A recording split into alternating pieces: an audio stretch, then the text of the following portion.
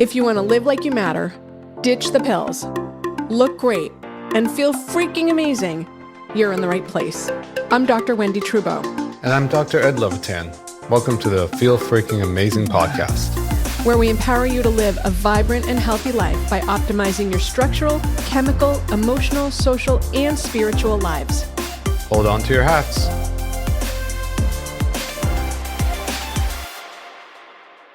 I love mitochondria. You love mitochondria. But for the listeners, can you give sort of a primer? What are they? Where are they? Yeah. And what are they doing around our health? Yes. And this is really important to this discussion about eliminating or avoiding chronic disease, eliminating or avoiding autoimmune disorders. And it's really important when we're talking about environmental toxicants as well. So I'm really excited to be somebody on this summit who gets to unpack this for everyone. So listen up, because this is mission critical for your recovery process and your prevention process. Right, Wendy? Yes. The quiz is in how you feel every day. So if you don't feel like $1 million, then you know you're getting a D- on the quiz. And this is where it makes a difference. It is. And if you aren't addressing your mitochondria health, you're going to keep getting a D-. You can do everything right. I mean, I talk to people all the time who say, but I exercise and I sleep and I eat healthy and I still don't feel good.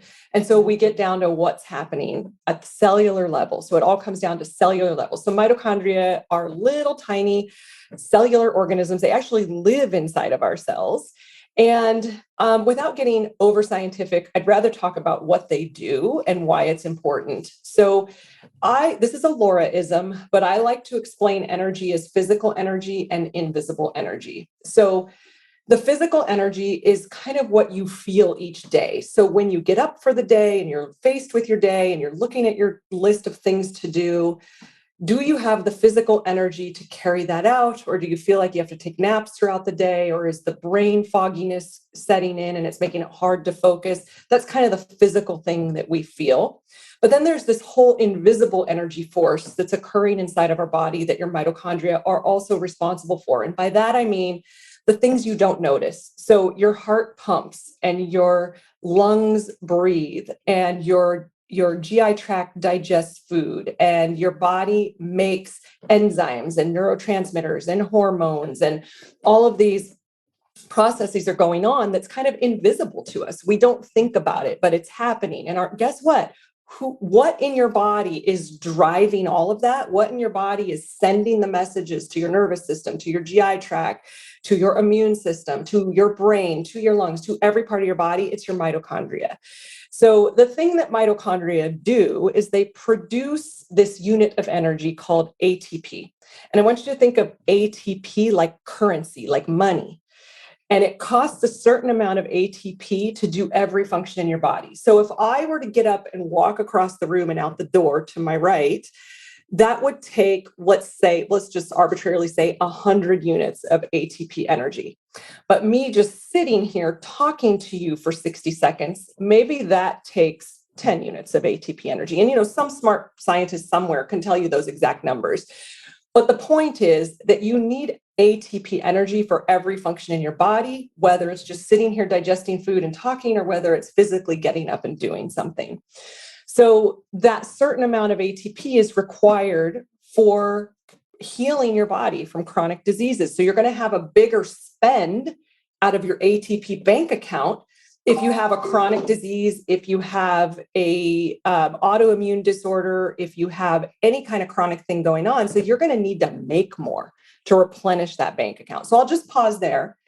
Yeah, there's a lot to unpack there, yes. Laura. Yeah, it's a lot. The first thing we didn't talk about is you really can blame your mother for this, because mitochondria are a maternal lineage. Actually, when those cells get fertilized, when you are created, there is paternal mitochondria, but they get destroyed as the cell develops. And so you and I, all of us it's exclusively maternal. So you will see illnesses that flow through the maternal line of things because they're mitochondrial linked, which I thought was so interesting. And you also didn't mention that I just thought was so cool is they're independent. They were initially independent of us, but back when we were much simpler, evolved to be symbiotic. So they can't live without us and we can't live without them, but they are truly independent of us. They have their own DNA. They produce their own, they do their thing, but they rely on us for the minerals and nutrients that they use and to even expend the energy. So I just thought that was fascinating. They rely on us, we rely on them, and it is all about the evolution of the human body. And so, yeah, they are their own entity, so to speak. Talk to me about some of the environmental toxicants that people could be exposed to that then lead to mitochondrial dysfunction. Yeah, this is one of my favorite topics to talk about because you and I both know we cannot get people well unless we actually address the environmental toxin piece. You can sleep, you can eat healthy, you can exercise, you can drink water, but if you don't help assist the toxins that are in our body, and it starts off with what's given to us while we're in utero with our mother. So she not only gives us our mitochondria, she gives us our first load of toxins as well. So I'm sure Thanks, Mom. Yep. And if you're the firstborn, then you have an even higher load than your younger siblings. So it starts there. Mom offloads. And there's even a theory that the fetus is used as an offloading space for mom to get rid of some chemicals. It's crazy. I know it's hard to think about that as you use that face, but so it starts there. And I'm sure you have, because the topic of this summit is all about toxicants. I'm sure many, many people are using the analogy of the toxin bucket that we have in our body. And once that bucket gets overflowing, those toxins have to go somewhere. So the bucket gets full and things start overflowing. I also like to think of a bathtub where water's pouring in, but the plug is clogged and it can't get out as fast as it comes in. So then it ends up overflowing onto the floor and getting everywhere. So that's kind of what's happening in your body.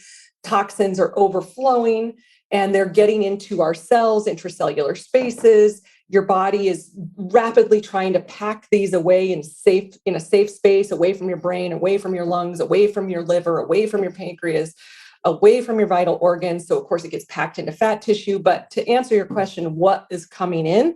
I mean, you name it, everything from heavy metals to mold and mycotoxins to industrial toxins, waste that is created due to big industry. It's in our air, it's in our water, it's in the food we eat, the pesticides and herbicides that are used during food production, even the skin products that we use every day, our makeup, our toothpaste, our deodorant, our cleaning products, our off-gassing of the furniture in our house and our flooring and our paint. I mean, you can't escape it. And I mean, I know I'm preaching to the choir here, and I know everybody's talking about this on your summit, and you have a whole book about it that's right behind you on the shelf. And you and I have had lots of discussions on this. I mean, you are the toxin expert, Wendy. So all of these, unfortunately, right? Because it was all about my hot messness. Your own health, right? And so all of these things, guess what? They are flatlining your mitochondria ATP production as well. So it's let's dive into this though, because for the people listening, what happens is you get exposed to something and your body has to deal with it. But the process of dealing with it stresses the mitochondria because they need to make more energy in order for you to actually clean your house, basically. So now do that at 1,000x because you got a major toxic exposure when you stripped the lead paint out of your house, or you used VOC paint, or you ripped something out, or whatever. You eat non-organic food. Now you have this ongoing onslaught that just keeps challenging the system. Yeah. So the first thing that happens is this, what we call metabolic instability. So as the mitochondria are functioning, the function declines, you get this lowered energy production. That's your ATP bank account that we already talked about. And because they're not functioning well, you get this increase in metabolic waste. So your cells are releasing damaging free radicals and waste that needs to be carried away through your detox pathways. But guess what? Your detox pathways are already overloaded with toxicants. So now you get this increase in what we call oxidative stress. And I'm sure that your audience is pretty savvy and has heard about oxidative stress being damaging to your cells. And then you also get this lowered antioxidant production. So antioxidants are important for our cellular health. This gets lowered. And then eventually we're talking about a cascade here, right? So you get the first thing that happens is metabolic instability. The next thing that happens is metabolic inflexibility. So the dysfunction increases. And what metabolic inflexibility is the inability to respond to a metabolic demand and choose the best fuel source. So ketones over glucose. And our mitochondria make energy from the food that we eat and they use either the ketones or the glucose.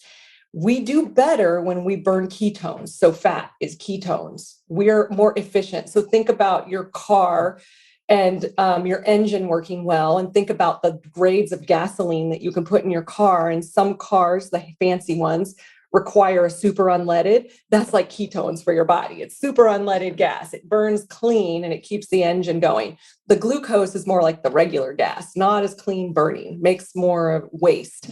So we get this dysfunctional energy production and it continues to cascade. And so the next thing that happens once you've gone through this metabolic inflexibility is, guess what? Chronic disease.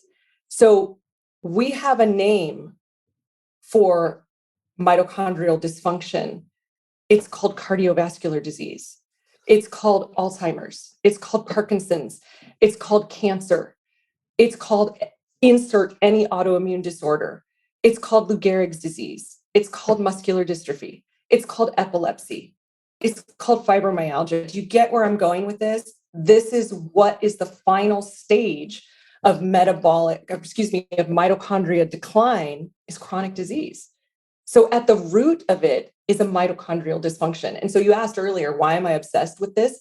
This is why I'm obsessed with it, because you can't reverse any of this if you don't get back your metabolic flexibility and if you don't reverse metabolic instability, which are mitochondria problems. Inspire and empower someone else by leaving a 5-star review.